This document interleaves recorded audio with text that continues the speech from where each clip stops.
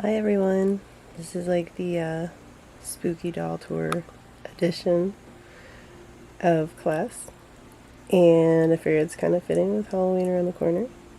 So, yes, we are still watching the hurricane here in Florida because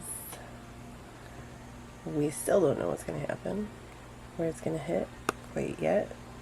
It's getting to be the anniversary of Hurricane Ian. So we are definitely a little gun shy, and I felt maybe y'all might want to know why. So, as y'all know, I am on the Gulf Coast of Florida. I did go through Hurricane Ian, and definitely not as fun as what Jim Cantori on the Weather Channel makes it seem like. But the thing you understand is some people have to stay regardless. If you're a first responder, for example, you don't always necessarily have a choice in the matter. Even if you want to go, sometimes they won't let you go. And that's kind of the messed up thing about hurricanes.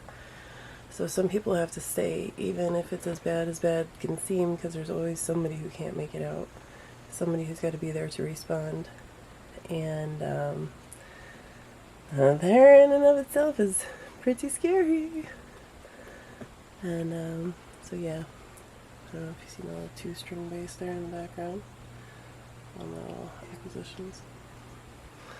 Anyways, let me share some fun and exciting things from Hurricane Ian. Dad says he didn't notice he didn't notice the tree on the roof there. Well, I wasn't looking that direction. I wasn't looking that direction. I was looking this way. But again, as long as it doesn't sit there and do it. Going sideways.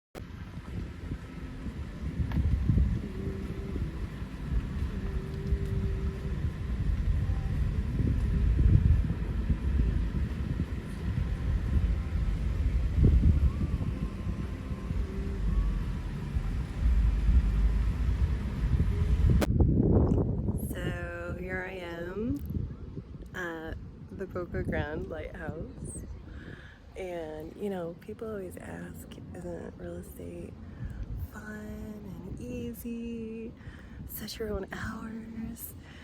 And yeah, there's a little bit of hard work that goes on in behind the scenes, because the bottom line is you can have these beautiful houses, but if a hurricane comes, somebody's still got to clean it up. People want to know where all the stuff goes after the hurricane, and here's just one example.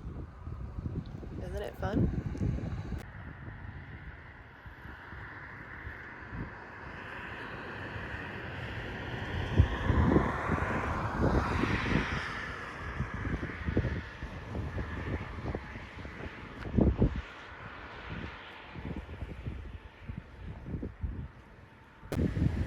After a hurricane, where does everything go? Well, they don't really have a spot, so they make it. So this area is about a couple miles from my mom's house in Northport, Charlotte, and you can just see all the trucks. One kind of pulling out behind us, and more showing up in the background you can barely see.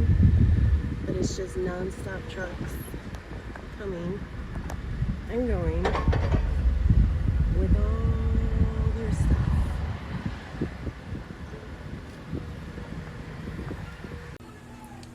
So a little moment about perspective. and how a close-up can lead to that bigger picture. So don't be afraid to try some camera tricks as you're playing around. And sometimes, again, a little zoom can go a long way. I always say, make sure you can see people's faces. Again, if you see the back of the heads, you don't know who they are.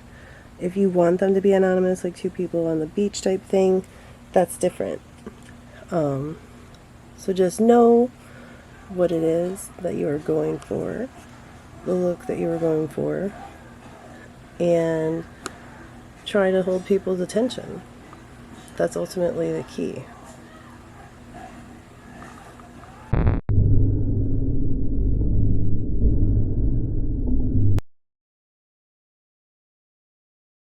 Más close, adentro. Ahí, amigo, Italia, señorita, entra más para adentro. La va. Ok, atención, preparado.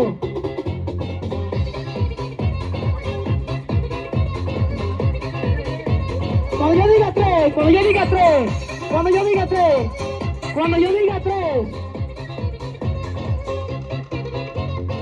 Ok, atención, preparado, ahora sí. 1, 2 y 3. Okay. When you live in Florida, sometimes you have to make your own cold weathers indoors. So we're here at the Winter Wonderland in Gamberg Palms, where you can even go sledding.